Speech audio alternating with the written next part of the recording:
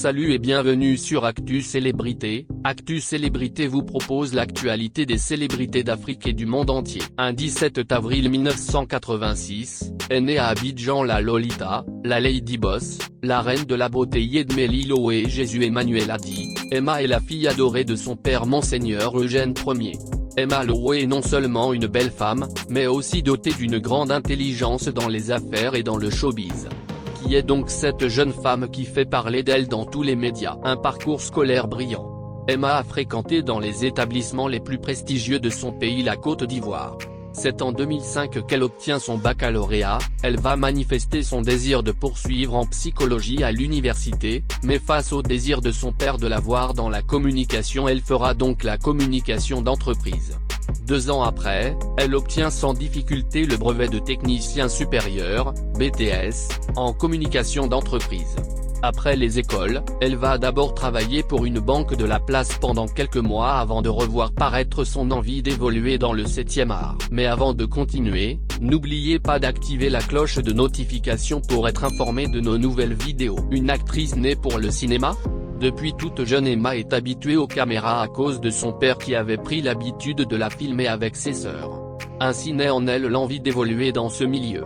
Devenue majeure, elle va tenter sa chance avec la série ivoirienne à succès Classe A, une production de Matika Prod intitulée, dans laquelle elle apparaît dans quelques épisodes. Elle est cooptée pour jouer un rôle important dans la 2e saison, mais, obligée de se rendre au Ghana pour raison d'études, elle ne jouera pas dans cette saison-là. En 2010, informée d'un casting lancé pour un long métrage ivoirien par un acteur ivoirien qui est l'un de ses aînés dans le milieu du 7e art, Guy Kalou, elle ira passer l'audition une première fois mais n'incarnera pas de rôle. Ensuite, on lui refait passer une 2e audition pour ce même film où cette fois-ci, elle est retenue pour rôle principal, celui de Estelle dans Le Mec Idéal.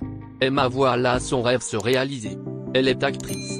Ce film décroche les talons de bronze au Festaco 2011 et remporte le premier prix du meilleur film de fiction au Festicap 2011. Elle va continuer dans cette nouvelle vie en tournant dans plusieurs films dont Villa Caraïbe incarnant le rôle de Akissi en 2012, puis la 2e saison en 2015 est tournée en Guadeloupe, ensuite le film de couple, Un foyer dans le rôle de Yvonne, Braquage à l'africaine dans le rôle de Afoué qui passe sur TV5 Monde Afrique et enfin, Foyer de Léa sorti en 2017. Elle joue le rôle de Péli dans le long métrage Les Sauvages tourné à Abidjan et enfin Essa. En août de cette même année, elle devient ambassadrice de la marque de champagne Luc Belair. En 2021, elle va paraître dans la télé-réalité Les Lifeuses de la grande chaîne de télé privée de la Côte d'Ivoire Live Télévision.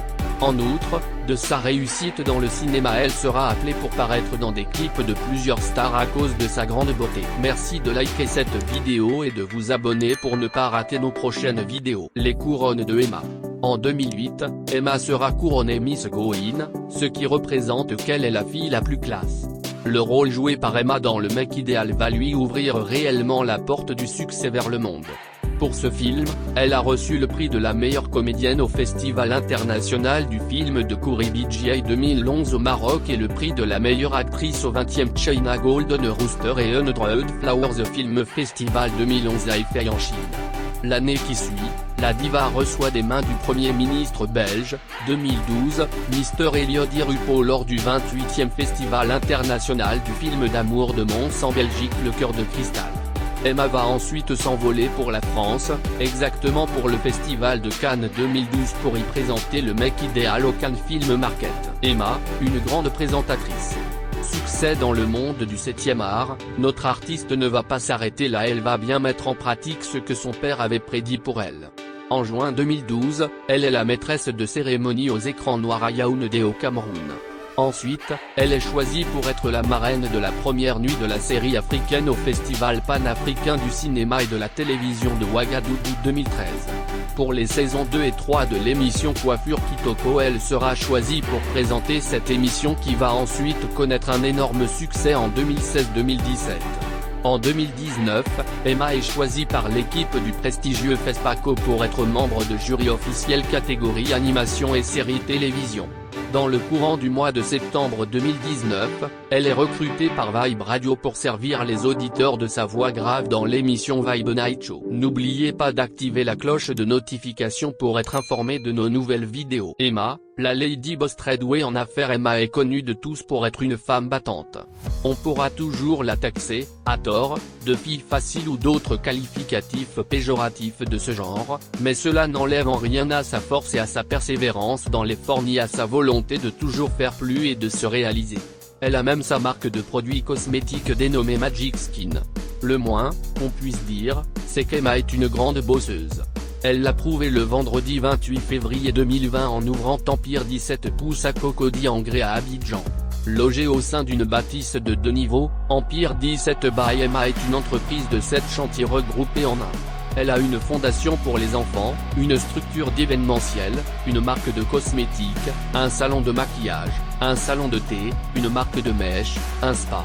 Ce n'est pas tout, car elle s'est dernièrement offert ce qui est quasiment la plus grande discothèque d'Abidjan, le Vogue Temple Discothèque. Merci d'avoir regardé la vidéo, n'oubliez pas de vous abonner, de liker et de laisser un commentaire.